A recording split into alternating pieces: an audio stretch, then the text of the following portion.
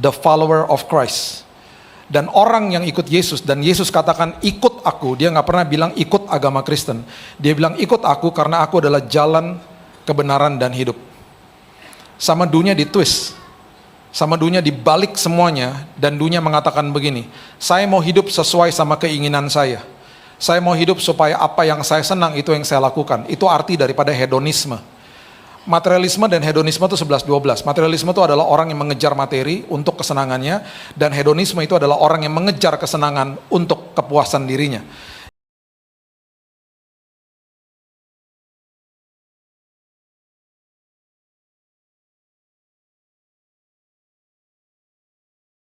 Tuhan, selagi kami menunggu jawaban doa, karena di dalam penyertaan itu perkara besar terjadi.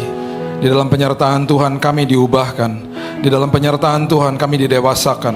Kami percaya Tuhan, hari ini kembali firman-Mu yang merupakan kebenaran yang absolut, memerdekakan hidup kami, memandu kami Tuhan. Bahkan biarkan firman itu ketika kami baca, firman itu justru membaca kami, sehingga firman itu mengubahkan hidup kami. Bukan sekedar hanya ngerti firman, tapi hidup kami dikuasai sama firman Tuhan. Terima kasih Bapa yang baik. Alkitab sendiri mengatakan firman itu yang menopang hidup kami. Kami butuh firman-Mu, Roh Kudus yang ada di dalam kami menjelaskan, menasehati kami. Dalam nama Yesus kami sambut firman-Mu, kita sama-sama katakan amin. Amin, amin, amin. Silakan duduk. Shalom. Oke. Dari pagi tadi kita membahas tentang penyertaan Tuhan, sebuah pengertian yang sungguh dalam, karena seringkali penyertaan Tuhan itu dianggap sebagai sebuah kata-kata yang akhirnya masuk dalam telinga satu, keluar dari telinga yang selanjutnya, dan kita nggak ngerti penyertaan Tuhan. Kita dikasih tahu mungkin sama orang, Tuhan menyertai kamu, kita hanya bilang amin aja. Kita nggak pahami apa yang terjadi di dalam penyertaan Tuhan. Penyertaan Tuhan itu adalah penyertaan yang sepanjang masa. Alkitab memberitahu kita di Ulangan 31 ayat 8 bahwa Tuhan berjalan di depan saya, Tuhan berjalan bersama saya. Itu menjelaskan tentang kemahadiran daripada Tuhan. Tuhan ada di hari ini, Tuhan ada di hari esok. Besok kita punya rencana. Ya, kita punya rencana, mungkin kita mau kerja, kita mau lakukan tugas kita dan lain sebagainya. Kita belum bisa lihat hari besok. Tapi Tuhan sudah ada di sana menyiapkan yang terindah bagi kita. Nggak usah besok, 1 jam aja dari sekarang. Mungkin kita punya rencana mau makan malam sama teman, sama keluarga. Kita punya rencana, tapi kita nggak tahu apa yang terjadi. Ya, segala sesuatu bisa berubah dengan sangat cepat. Perubahan itu bisa terjadi kapan saja. Tetapi yang namanya penyertaan Tuhan itu nggak pernah gagal. Karena kita menyembah Tuhan yang merupakan sumber atas segala sumber. Itu sebabnya Alkitab selalu katakan kita seperti pohon yang ditanam di tepi aliran air, berbuah pada musimnya, daunnya tidak akan layu, apapun yang diperbuatnya berhasil. Kembali, kita suka dengan janji-janji Tuhan. Kita suka dengan ayat-ayat seperti begini, karena ada kalimat-kalimat yang mengatakan kita akan berhasil dan lain sebagainya. Padahal di tengah-tengah itu adalah sebuah proses penyertaan Tuhan yang akhirnya diabaikan. Itu sebabnya, saya selalu ingatkan jemaat begini, jangan terjebak di dalam ranah agama. Karena yang dikatakan orang itu beragama Kristen itu banyak. Agama nomor 1 di dunia. Tetapi yang dikatakan orang Kristen itu adalah orang yang artinya mengikut Yesus. Orang yang beragama Kristen belum tentu dia orang Kristen. Karena orang Kristen adalah orang yang ikut sama Yesus. The follower of Christ. Dan orang yang ikut Yesus, dan Yesus katakan ikut aku, dia nggak pernah bilang ikut agama Kristen. Dia bilang ikut aku karena aku adalah jalan, kebenaran, dan hidup. Sama dunia ditwist, sama dunia dibalik semuanya, dan dunia mengatakan begini, saya mau hidup sesuai sama keinginan saya mau hidup supaya apa yang saya senang itu yang saya lakukan. Itu arti daripada hedonisme. Materialisme dan hedonisme itu 11-12. Materialisme itu adalah orang yang mengejar materi untuk kesenangannya, dan hedonisme itu adalah orang yang mengejar kesenangan untuk kepuasan dirinya. Jadi ketika orang melakukan hal itu, dia akan katakan bahwa saya mau hidup sesuai dengan keinginan saya akan benarkan apa yang saya lakukan, baru saya cari jalannya, dibalik. Sementara Yesus bilang apa? Aku adalah jalan, kebenaran, dan hidup. Masuk ke dalam jalanku, orang bertanya, apa jaminan buat saya? Tuhan bilang masuk aja dulu, karena kamu ikut saya dengan iman, bukan dengan perbuatan kamu. Dan firman adalah pelita, bukan lampu sorot. Kamu gak bisa lihat ujungnya. Kamu masuk ke dalam jalan saya, dan kamu akan menemukan kebenaran yang hakiki di tengah-tengahnya. Dan setelah itu kamu akan memiliki hidup yang berkelimpahan di dalam saya. Dibalik sama manusia nggak mau. Saya nggak mau lah, saya mau hidup sesuai dengan keinginan saya, apa yang menyenangkan saya. Kemudian saya akan benarkan apa yang saya lakukan, baru saya cari jalannya. Bukan jalan kebenaran dan hidup, tapi hidup benar dan kemudian cari jalan. Itu yang terjadi, dan itu prinsip itu merontokkan sebuah negara secara moral yang namanya Amerika. Itu sebabnya Amerika sekarang berbondong-bondong orang ingin memulihkan kondisi mereka seperti dulu. Yang terjadi adalah kemudian sekarang mereka mulai melawan gerakan-gerakan yang membuat negara mereka itu deviasi, distorsi secara jauh. Di awal-awal tahun 80-an ketika negara ini masih menghidupi firman, bahkan presiden itu masih mengundang orang-orang atau hamba-hamba Tuhan datang ke White House, tumpangin tangan dan disiarkan di televisi, mulai terjadi distorsi. Mulai terjadi akhirnya orang datang kepada Kongres atau DPR bilang begini, tolong legalkan aborsi. Supaya ketika terjadi seks bebas dan terjadi kehamilan, kami diperbolehkan untuk lakukan aborsi. Saya mau hidup sesuai dengan jalan ini, tolong benarkan, nanti kami akan cari jalannya sendiri. Itu yang terjadi. Aborsi dilegalkan. Ketika aborsi dilegalkan, kelompok LGBT masuk. Mereka bilang apa? Tolong legalkan kami juga. Dan itu terjadi, kemudian terjadilah yang namanya deviasi moral. Terjadilah distorsi moral yang luar biasa. Hari ini mereka betul mau balikan semuanya, tetapi sulitnya luar biasa. Tantangannya luar biasa. Dan bahkan ini menyusup masuk ke dalam banyak kalangan masyarakat. Dan terjadilah kemudian isme-isme atau nilai-nilai dunia yang makin merambah dalam hidup mereka. Dan akhirnya menular kepada bangsa-bangsa. Dan sekarang di dekat Indonesia ini udah makin banyak bangsa-bangsa atau negara-negara yang melegalkan perkawinan sesama jenis. Bukan hanya itu saja, bayangin. Mereka masuk lebih dalam lagi. Perkawinan sesama jenis dilegalkan untuk mengadopsi anak. Bayangin anak-anak besar di dalam rumah yang dua-duanya orang tuanya sesama jenis. Dan itu dilegalkan. Betapa hancur dan distorsinya semua ini. Kenapa? Karena manusia ingin supaya keinginannya tercapai. Manusia nggak mau ikutin proses. Itu sebabnya yang namanya penyertaan Tuhan, wah itu jauh dari pikiran mereka. Nah, kembali ke dalam ranah agama. Agama, semua agama akan melakukan ritual-ritual tata ibadahnya untuk datang kepada Tuhan yang dia sembah dengan harapan doanya dijawab. Termasuk agama Kristen.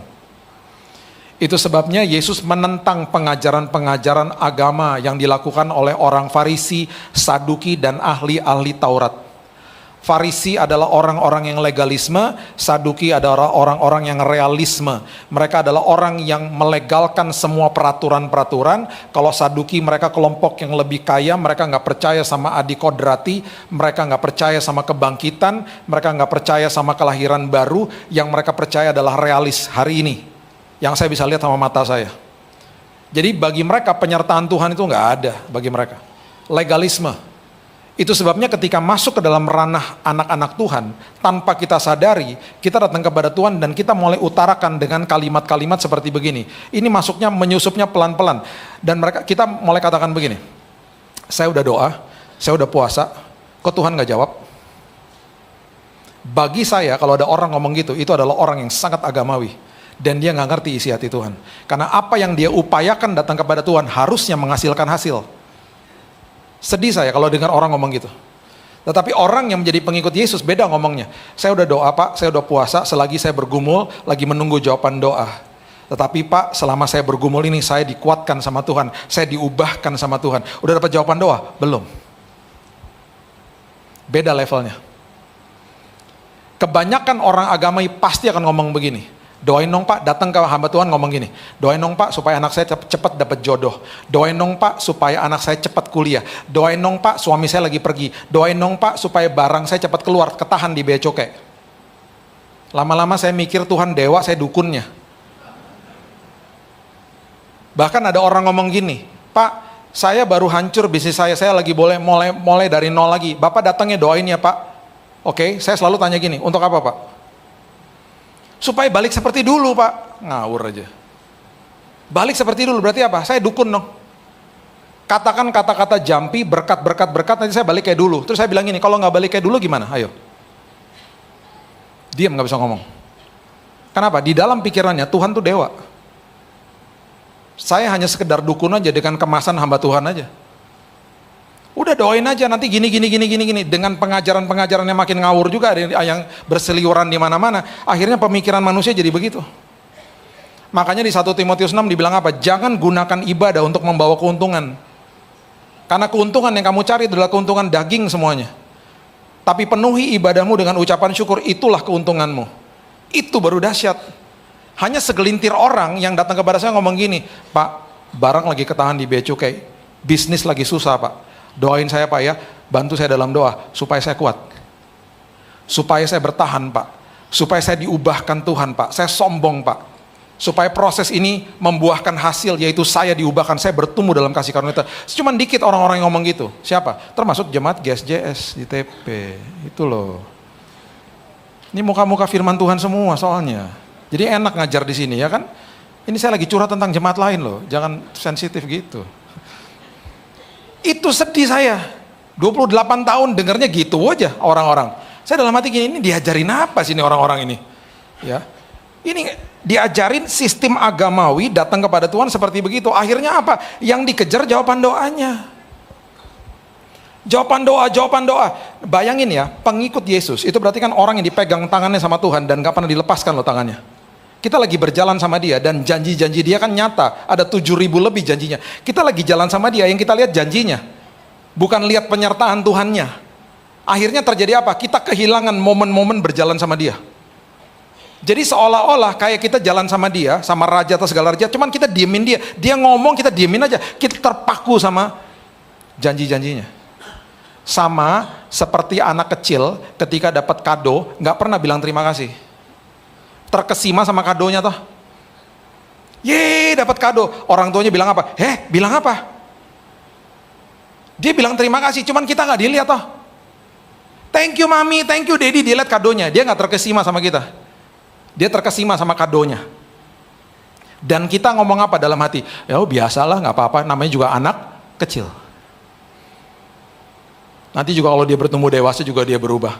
Itu orang tua kan? Jadi kalau hari ini kita masih terkesima sama janji-janji Tuhan, kerdil rohani. Dikejar berkat aja ngomonginnya mujizat aja, nggak pernah ngomongin begini. Selama saya lagi menunggu jawaban doa, itu kesempatan saya diubahkan Tuhan. Itu kesempatan saya menerima kasih karunia Tuhan. Itu kesempatan saya ngalamin penyertaan Tuhan yang luar biasa. Akhirnya kalimat penyertaan Tuhan nggak ada artinya. Nggak ada artinya. Padahal itu adalah momen yang paling penting dalam hidup seseorang. Yang namanya penyertaan Tuhan. Makanya akhirnya ya, ketika di hotbain kayak begitu, nggak mudeng-mudeng, akhirnya nggak ngerti-ngerti, masih ngomong gini di doa-doa syafaat. Tuhan, jangan tinggalkan aku Tuhan. Saya dalam hati gini, baper amat sih. Tuhan dari surga juga bilang gini, kamu tahu nggak ketika kamu terima aku sebagai juru selamat, udah ada meterai keselamatan namanya Roh Kudus. Dan Roh Kudus itu nggak pernah sedetik pun tinggalin kamu.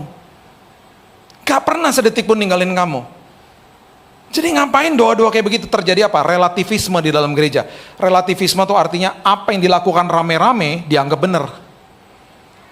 Jadi akhirnya doa-doa yang dinaikkan kayak begini ketika ditelusuri, kenapa kamu berdoa kayak begitu? Karena udah biasa senior-senior yang dulu, orang-orang yang sudah terlebih dahulu ada di mimbar, doanya seperti begitu, ikut-ikutan aja.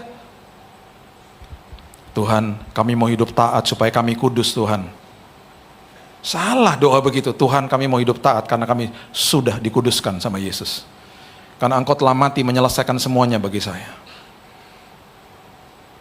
Terus masuk lagi nih ke dalam ranah gereja, dan ini bahayanya luar biasa. Eksploitasi terjadi. Kamu pelayanan dong biar kamu diberkati Tuhan. Geleng-geleng kepala saya. Kamu pelayanan dong karena kamu harusnya sadar bahwa Kristus telah mati bagi kamu. Itu yang benar. Pelayanan kamu itu adalah buah daripada keselamatan yang Tuhan sudah berikan buat kamu. Bukan untuk mendapatkan berkat. Kamu pelayanan, kamu melayani Tuhan karena kamu sudah diberkati sama Tuhan. Itu yang benar. Kebalik-balik semuanya akhirnya.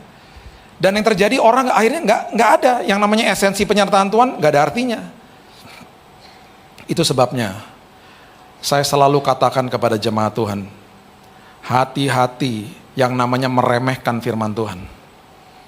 Karena firman Tuhan itu adalah makanan bagi jiwa dan roh kita yang paling dahsyat.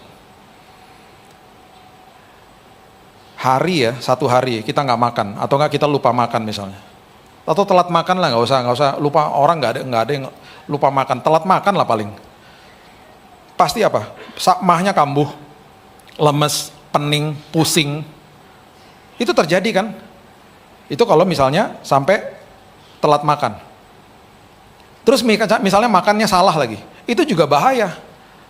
Makan gorengan tiap hari bahaya juga. Makan yang misalnya teman saya minum Coca-Cola 3 tahun berturut-turut nggak pernah berhenti dari pagi sampai malam, cuci darah habis itu. 1,5 tahun setelah cuci darah meninggal. Saya sampai bilang sama dia, kamu tahu nggak kalau wastafel saya mampet, saya pakai Coca-Cola loh. Besoknya lancar lagi. Kamu minum tiap hari dari pagi sampai malam, ya kelarlah tubuhnya. Nah, terus kita berani-berani nggak kasih makan, itu kan buat tubuh. Jiwa sama roh kan juga perlu makanan. Berarti apa? Setiap hari saya harus makanan yang benar. Apa? Firman Tuhan. Firman Tuhan adalah makanan buat jiwa dan roh saya, supaya saya kuat. Makanan juga kalau kita makan gorengan setiap hari kan bahaya. Masalahnya makanan gorengan itu ada yang terlihat, ada yang tidak terlihat. Gorengan itu kan kalau ikan goreng kelihatan, ayam goreng kelihatan, tahu goreng kelihatan, tempe goreng kelihatan. Ada satu gorengan yang nggak kelihatan, namanya donat. Itu roti goreng. Cuman kita nggak tahu itu gorengan, karena dia digoreng, karena dia dikemas dalam bentuk yang sangat menarik. Apalagi yang namanya donat triple coklat keluaran Dunkin Donat. Aduh. Dan itu sangat menggoda, dan itu saya harus berhati-hati ketika saya mau pulang ke Jakarta, di Juanda, di Terminal 1 itu ada dia. Kalau saya habis cek barang di Juanda, kalau saya naik Batik atau Lion Air, keluar dari tempat pemeriksaan barang, kalau Lion sama Batik tuh belok kanan, saya aman. Tapi kalau saya naik Garuda, Pelita atau Citylink, saya harus belok kiri. Itu bahaya, karena dia ada di situ. Jadi kalau saya tahu saya mau pergi ke gate saya, karena dia ada di situ, saya mulai bahasa roh dalam hati dan mulai kasih tahu sama diri saya sendiri, jangan noleh Bill, jangan noleh, fokus ke gate boarding. Saya jalan, saya tahu dia di sebelah saya bilang, Tuhan saya mau fokus, kuatkan diriku Tuhan. Masalahnya dia manggil-manggil saya. Siapa? Donatnya. Bill, udah lama loh Bill kamu gak ketemu sama aku. Makin keras bahasa rohnya. Bill, bentar aja Bill, I miss you. Salahnya saya ngomong juga, I miss you too. Bill, bentar aja Bill, lihat aja bentar, kamu gak kangen ya gitu. Salahnya saya noleh, set, yeah. Warnanya pink Dunkin tulisannya kan. Sampai saya punya celana Dunkin Donat loh, dibeli sama istri saya. Pink gitu tulisannya Dunkin. Tapi nggak bisa saya pakai khotbah, dimarahin nanti. Jadi saya noleh kan gitu kan. Panggilannya makin kenceng. Bill, bentar aja Bill. Saya jalan ke dia akhirnya. Itu first flight pagi-pagi. Berarti apa? Dunkin Donatnya baru keluar dari oven. Jadi saya lihat-lihatan sama dia lihat-lihatan sama saya. Tiba-tiba dia ngomong lagi, aku baru keluar dari oven loh Bill. Aku nih masih anget-angetnya Bill. Dan triple coklat itu, dia coklat, atasnya coklat, dalamnya Nutella. Dan kalau dia masih anget, kalau digigit berarti kan itu Nutellanya meleleh di mulut. Itu yang saya bayangkan. Yang awalnya cuma lihat-lihatan, akhirnya mbak dua. Dan saya selalu pesan double shot espresso, karena di belakangnya ada mesin kopi toh. Saya ajarin ya caranya ya. Gigit itu triple coklat, biarkan Nutella meleleh di mulutmu, tunggu sebentar, hajar pakai espresso pelan-pelan, ces. Saya berani jamin siapapun telepon bapak ibu pasti nggak diangkat, karena itu momen terindah. Saya nggak akan angkat telepon di dalam momen-momen seperti begitu, kecuali tiba-tiba ada tulisannya sekretariat GSJ Surabaya. Oke, saya angkat. Ngomongin jadwal pasti Ibu Ira pasti. Tapi kalau saya makan gituan tiap hari, kelar lah, betul nggak? Dari tadi pagi saya ngomongin begini kan, tiba-tiba barusan ada yang ngasihin saya Dunkin Donut di dalam. Nggak bisa juga dimakan semuanya. Kalau semuanya dimakan, saya cepat ketemu Yesus nanti ya. Saya masih banyak tugas di sini. Tapi saya belum lemes tadi ngeliatnya tadi. Bapak Ibu, ingat, makanan rohani hanya firman Tuhan, nggak ada yang lain. Alkitab mengatakan firman itu menopang hidupnya manusia. Karena apa yang tadinya nggak ada jadi ada, itu semuanya terjadi lewat firman. Nggak ada yang lain. Ya. Ada dua orang yang menerima sebuah kata yang sangat indah, yang artinya penyertaan Tuhan di Alkitab. Kata itu adalah kata Immanuel. Orang yang pertama menerima, dan orang yang kedua yang menerima, itu jaraknya 700 tahun. 700 tahun jaraknya. Hanya dua orang yang diberikan kata ini. Yang pertama itu diberikan kepada seorang raja namanya Ahaz. Kita baca Yesaya pasal yang ke-7 ayat 10 sampai 14 mengatakan begini. Tuhan melanjutkan firman-Nya kepada Ahaz. Katanya, mintalah suatu pertanda ya dari Tuhan Allahmu, biarlah itu sesuatu dari dunia orang mati yang paling bawah atau sesuatu dari tempat tertinggi yang ada di atas. Ini adalah sebuah pernyataan plus sebuah dorongan dan juga sebuah ajakan dari Tuhan lewat Nabi Yesaya kepada Raja Ahaz. Raja Ahaz adalah raja dari kerajaan Yehuda, ibu kotanya Yerusalem. Waktu saat itu Israel sudah terpisah dua. Yang satu lagi namanya kerajaan Israel, ibu kotanya Samaria, ada di utara. Oke? Nah, waktu saat ini kenapa ada ayat ini? Ini karena Ahaz lagi dikepung sama dua kerajaan. Dia kebingungan. Dia memerlukan bantuan, dia membutuhkan penyertaan, pertolongan. Nah, Yesaya datang kepada dia. Yesaya datang, Nabi Yesaya bilang begini, kamu tahu nggak, Tuhan yang mau menolong kamu, Tuhan yang mau menyertai kamu adalah Tuhan yang bilang sama kamu, kamu boleh minta tanda apa saja, dia akan kasih. Bayangin biasanya kita berdoa minta tanda, ini Tuhan yang nawarin, kalau kamu mau tanda saya kasih. Jadi itu sebabnya dikasih tahu bahwa mintalah suatu pertanda dari Tuhan Allahmu, biarlah itu sesuatu dari dunia orang mati yang paling bawah atau sesuatu dari tempat tertinggi yang ada di atas. Ini jawabnya Ahaz. Dengan sangat arogan dia katakan begini, aku tidak mau meminta dan aku tidak mau mencobai Tuhan. Maksudnya gini, aku nggak mau ngerepotin Tuhan. Kenapa dia ngomong begini? Karena di saat ini dia sudah mendapatkan sebuah offering, sebuah ajakan, karena ada seorang raja namanya Raja Asyur dari Asyur yang datang kepada dia dan bilang gini, udah tenang aja, saya bantuin kamu.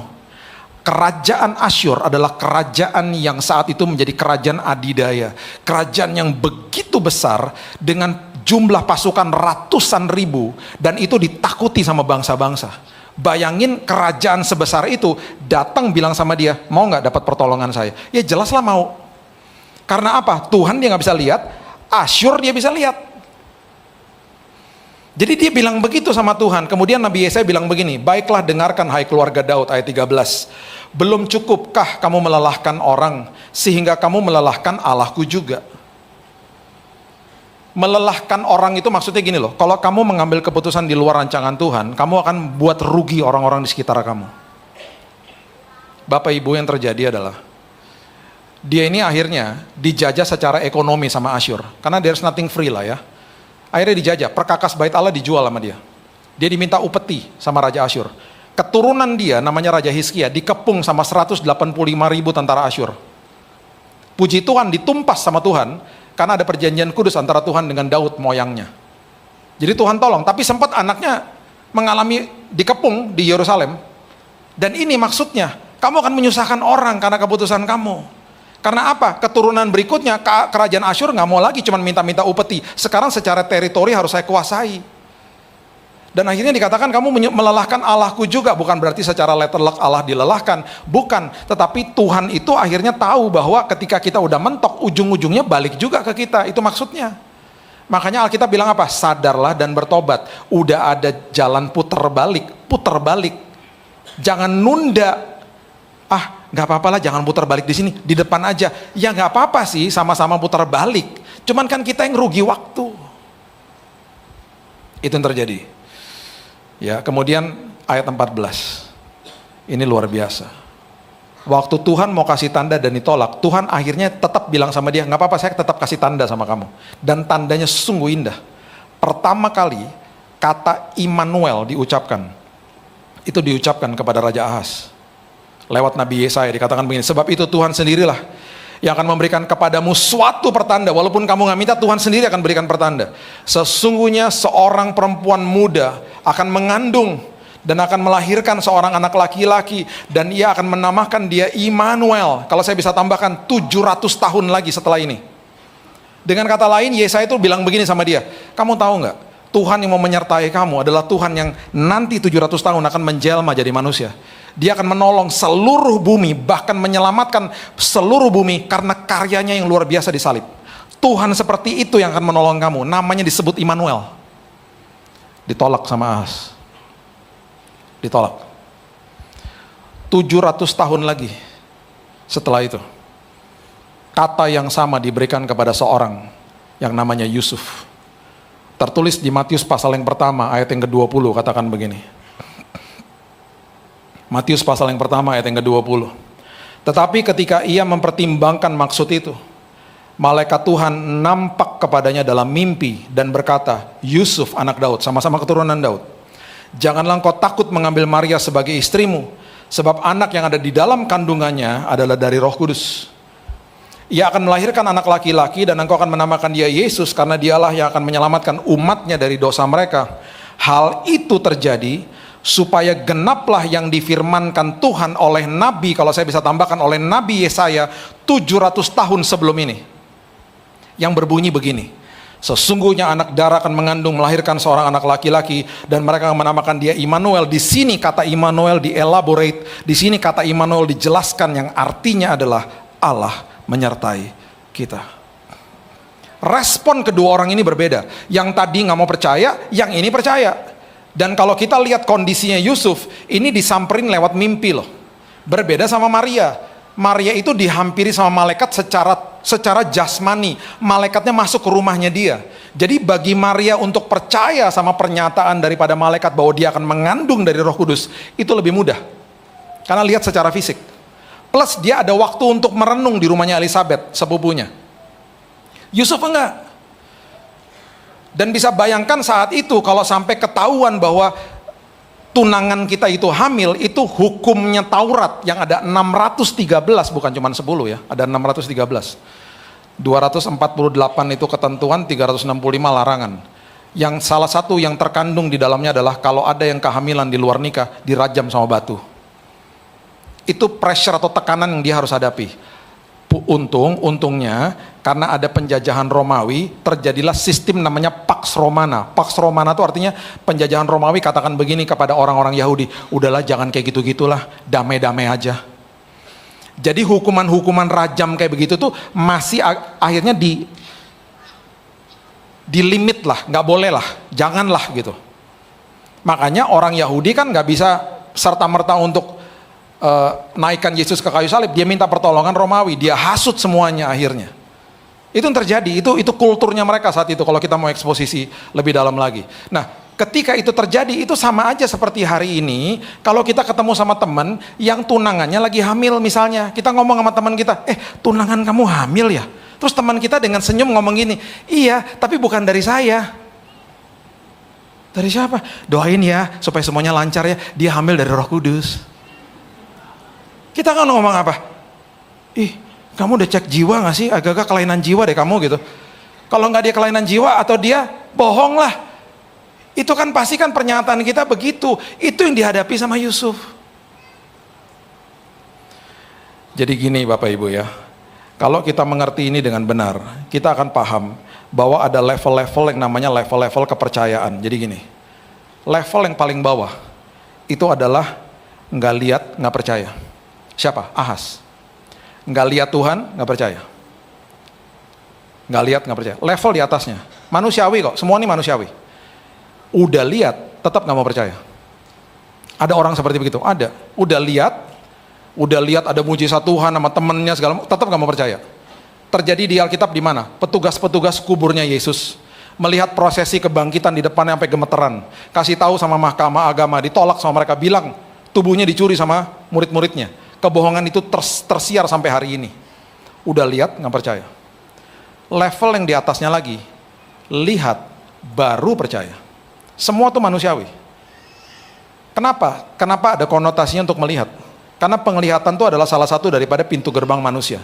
Pintu gerbang kepada hati kita itu ada di mata sama telinga. Makanya 2 Petrus 2 ayat 7-8 mengatakan Lot itu orang yang benar. Karena dia tidak menjaga penglihatan dan pendengaran, jiwanya yang benar tersiksa, Alkitab katakan.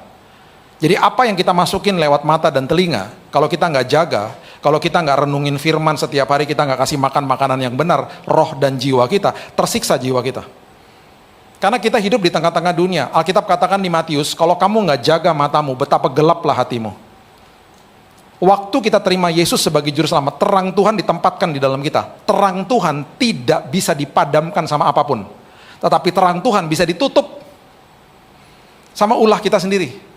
Kayak kita bawa lap gitu ya, lap kotor kita tutup terangnya. Terangnya tetap nyala, tapi nggak kelihatan. Akhirnya kehidupan kita nggak ada harapan. Karena terangnya nggak bersinar. Karena ulah kita sendiri, nggak jaga penglihatan, nggak jaga pendengaran. Makanya saya selalu ingetin jemaat, hati-hati ya, Indonesia 2 tahun terakhir menempati urutan pertama di dunia. Bukan di Olimpiade, jangan bangga. 2 tahun lalu, urutan pertama di dunia orang-orang depan sosmed 5 jam per hari. Tahun lalu naik jadi 7 jam per hari. Kecuali jemaat GSJS. Beda. Ini muka-muka firman semua ya. Itu terjadi di bumi Indonesia kita loh. Ya, orang keranjingan sosmed spend waktu sampai segitu banyaknya tiap hari. Itu yang terjadi. Jadi yang dimasukin sampah, yang keluar pasti sampah. Jadi selalu dibilang apa? Penglihatan.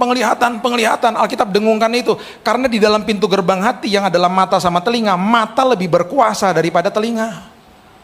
Contoh, orang datang ke kita ngomong gini, aku dengar di TP ada diskon. Terus kita bilang gini, enggak, aku baru di sana, enggak ada, tuh bohong. Kita percaya nggak sama dia? Percaya, karena apa? Mata menganulir telinga. Penglihatan menganulir pendengaran. Karena yang kita serap lewat mata itu berkuasanya luar biasa. Yohanes pasal yang ke-20, ayat yang ke-29. Ketika Yesus bicara sama Thomas, dia katakan begini. Karena engkau telah melihat aku, maka engkau percaya. Normal. Lihat baru percaya, normal. Yesus katakan lagi level yang paling tinggi di ayat ini. Dan ini dinyatakan kepada saudara dan saya. Dia katakan begini, berbahagialah mereka, berbahagialah kita yang duduk di tempat ini hari ini. Yang tidak melihat namun percaya. Siapa? Saudara dan saya. Saya nggak lihat Tuhan. Tapi Alkitab katakan saya berbahagia. Artinya makarios bahasa Yunaninya. Artinya blessed, diberkati saya. Ketika walaupun saya nggak lihat, tapi saya mengambil keputusan untuk percaya. Saya terbaring di rumah sakit karena penyakit kanker, lihat Tuhan, oh enggak lah. Tapi saya bilang ini, Tuhan aku percaya, karyamu yang besar di kayu salib sudah menyediakan kesembuhan bagi saya. Itu yang membuat saya berjalan hari lepas hari dengan kekuatan Tuhan. Karena Alkitab bilang apa? Kamu berbahagia, kamu diberkati justru. Ketika kamu percaya walaupun kamu nggak lihat.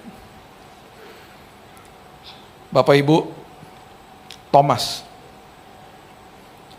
di akhir hidupnya, dia menginjil ke India. Simon orang Zelot ke Eropa. Matius pergi ke Afrika. Mereka merambah dunia dengan Injil. Semua murid Yesus mati martir kecuali Yohanes. Thomas pergi ke India. Dia masuk ke kota zaman itu, zaman dulu ya, namanya Madras.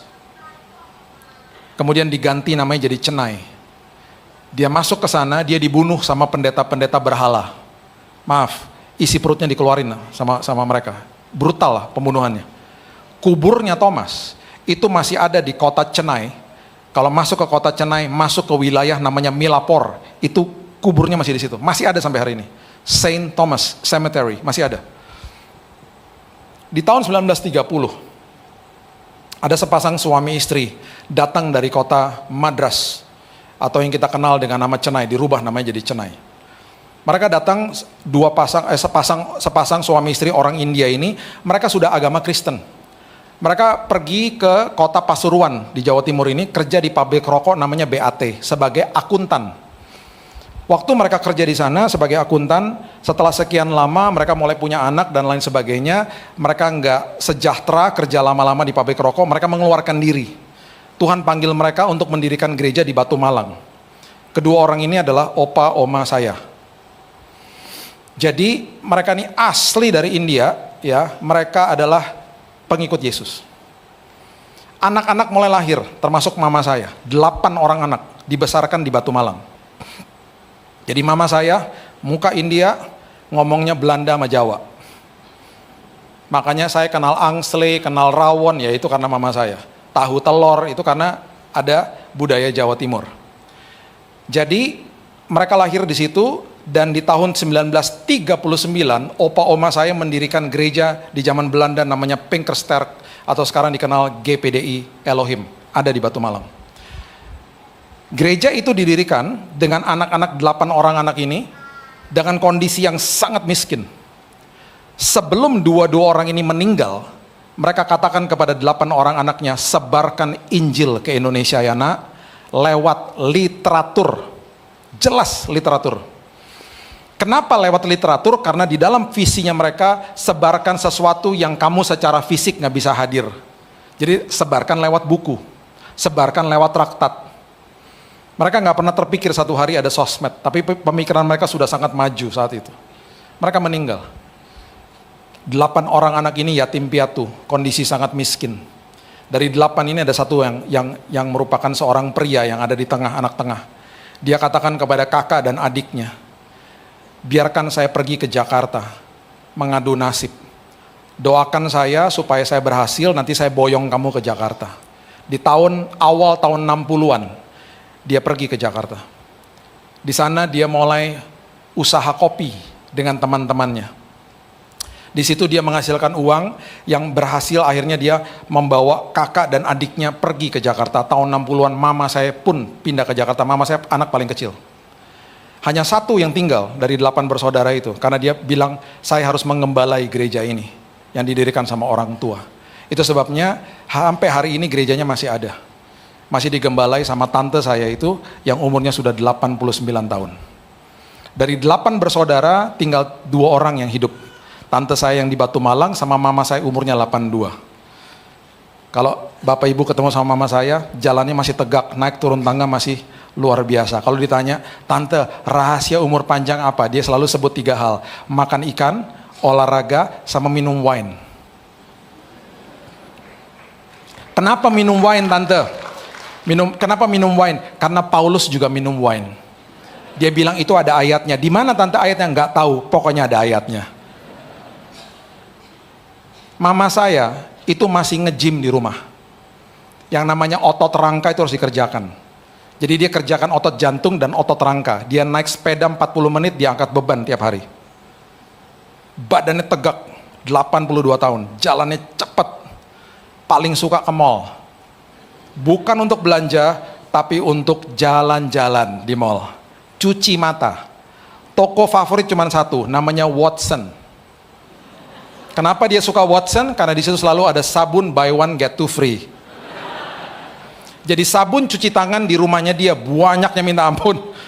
Mah, udah lama jangan beli banyak-banyak. Udahlah nggak apa-apa, siapa aja kan bisa pakai. Sabun cuci tangan dia paling senang kalau ada deal buy one get two free. Otaknya masih kenceng. Dia disebut sama cucu-cucunya Oma OTP. Kenapa? Karena dia selalu belanja pakai kredit card, kan ada OTP-nya. Tahu nggak OTP apa?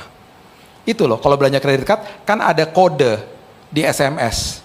Jadi dia lihat kode di SMS, dia masukin lagi, dia belanja online. Belanja online terus. Dia itu pelanggan setianya Shopee sama Tokped.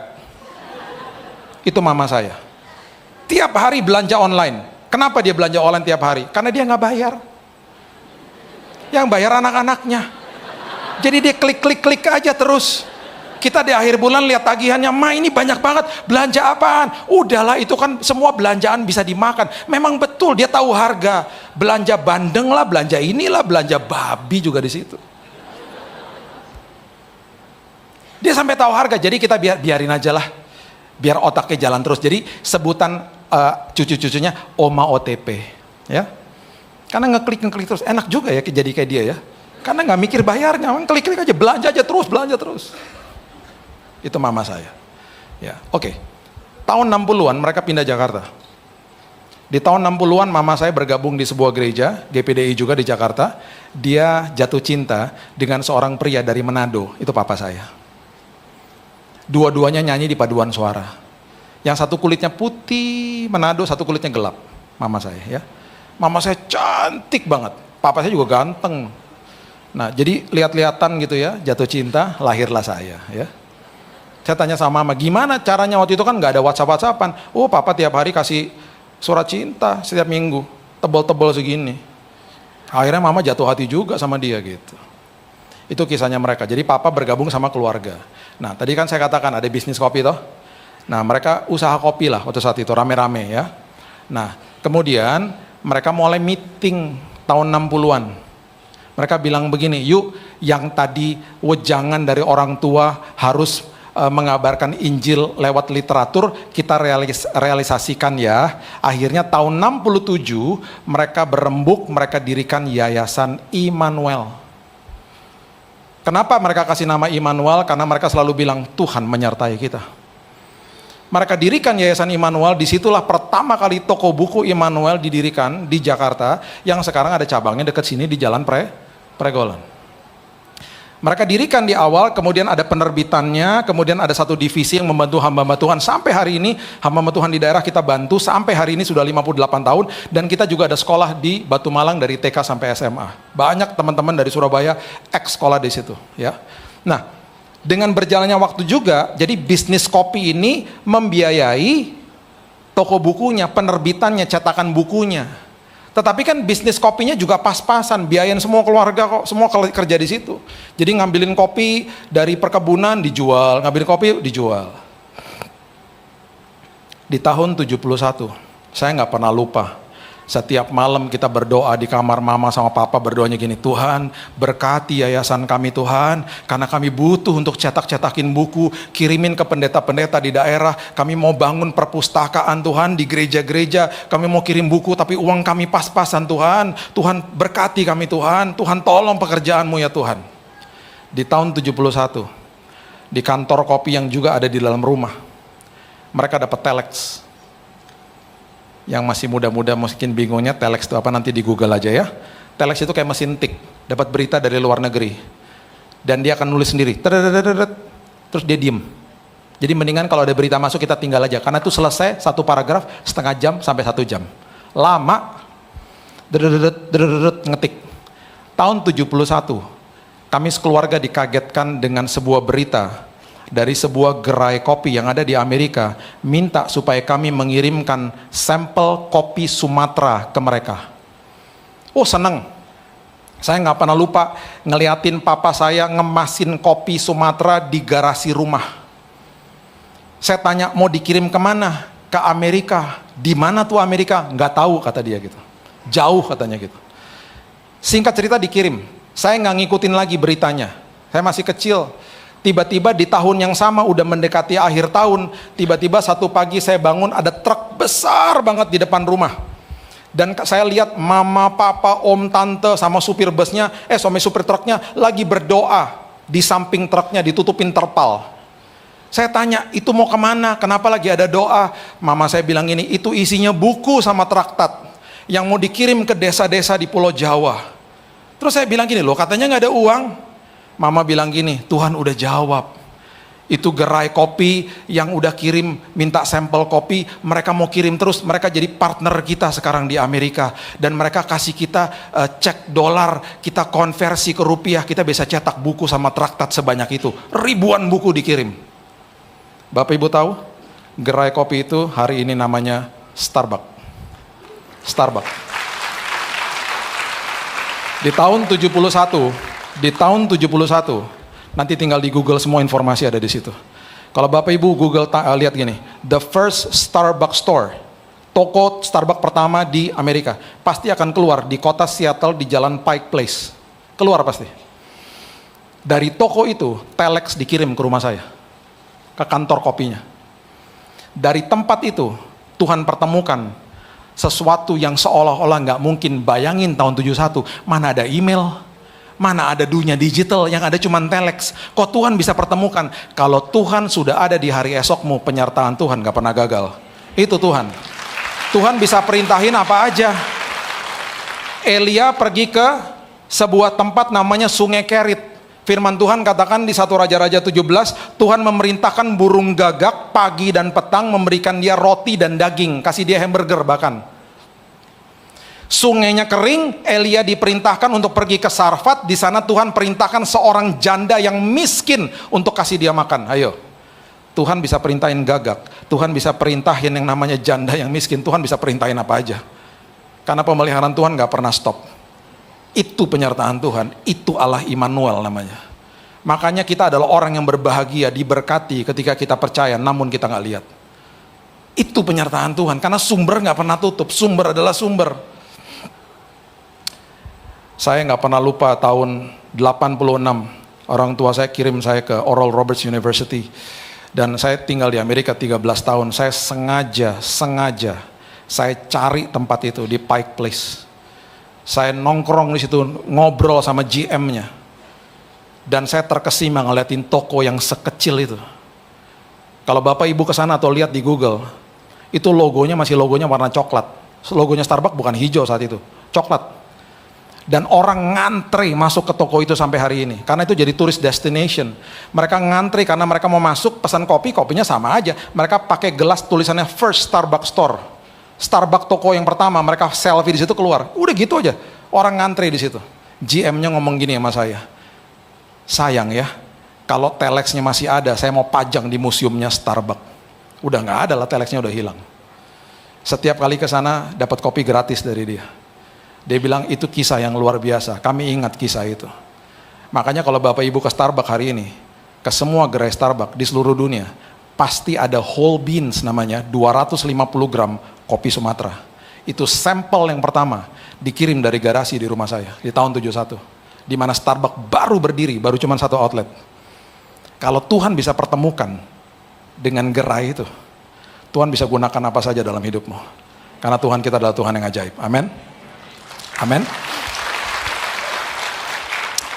Saya akan tutup dengan kisah ini. 2 tahun lalu, saya ada di Jakarta ya. Saya diundang khotbah. Diundang khotbah di sebuah mall namanya Pacific Place. Jam 7 malam hari Selasa. Jakarta, hari Selasa, rush hour. Dan itu memerlukan waktu bisa 1 jam. Saya tinggal di pusat, itu tempat di selatan. Dalam jam-jam biasa, setengah jam nyampe. Di rush hour jam 7 malam itu 1 jam. Berarti saya harus berangkat jam 6 sore. Ibadah jam 7. Saya keluar dari kamar, saya cari kunci mobil saya nggak ada. Di rumah saya kalau kunci mobil itu nggak ada berarti ada di tas istri. Tas istri nggak ada karena istri nggak ada juga. Karena istri lagi pergi. Saya panik. Saya telepon dia. Sayang kamu di mana? Aku lagi meeting. Bentar ya. Tunggu. Cek dulu tas kamu ada kunci mobil nggak? Terjadilah mengheningkan cipta sebentar, tiba-tiba ada suara begini, Tuhan Yesus. Kalau dia ngomong Tuhan Yesus berarti kunci ada di tasnya dia. Aduh. Tenang, saya kirim sama Gojek, nggak bisa lah. Saya nggak bisa tunggu-nunggu. Kamu kirim Gojek 15 menit, saya telat. Jadi saya langsung buka aplikasi Gokar. Masalahnya Gokar kalau jam 6 sore di rumah saya nunggu bisa 15 sampai 20 menit karena rush hour. Saya pencet, kalau saya dalam hati gini, kalau sampai nggak dapat Gokar, saya akan pencet Go Ride aja, naik motor aja. Pencet Gokar. Dalam hitungan nggak sampai 1 menit, tiba-tiba mobilnya di depan rumah. Tintin gitu. Ih, seolah-olah kayaknya Tuhan udah kirim dari tadi di situ ya. Senang dong saya, langsung masuk ke mobil. Sampai di mobil, saya nggak pakai nama Billy Lantang, supirnya ngeliatin saya begini. Maaf Pak, ini Bapak Billy Lantang? Iya Pak. Dia nangis. Puji Tuhan Pak, ini video Bapak kan ya? Saya baru nonton Pak, dikirimin sama keluarga Pak. Saya lagi banyak masalah Pak. Tuhan Yesus kirim Bapak ke mobil saya Pak. Puji Tuhan Pak, ini berarti saya bisa konseling sama Bapak. Iya, konseling boleh. Tapi jalan Mas, jalan. Ini udah telat Mas, jalan. Tapi boleh konseling kan Pak? Boleh sambil jalan. Ngeri. Selama perjalanan dia lihat ke belakang terus. Mas lihat depan aja Mas, lihat depan. Karena dia curhat. Akhirnya setelah selesai ngobrol, kita sampai di tempat tujuan. Jam 7 kurang 5. Saya bilang gini, Mas, ke basement aja yuk, kita doa sebentar. Jangan di depan lobi diusir satpam nanti, ke basement. Kita doa. Habis kita doa, saya dipuaskan, dia dipuaskan. Tuhan tegur saya juga. Kalau pintu tertutup, berarti saya sudah menyiapkan ada kesempatan di mana kamu harus ketemu sama orang ini. Saya tanya sama dia, Mas, tadi kan saya pencet aplikasi. Kok dalam hitungan gak sampai semenit Mas sudah di depan rumah saya?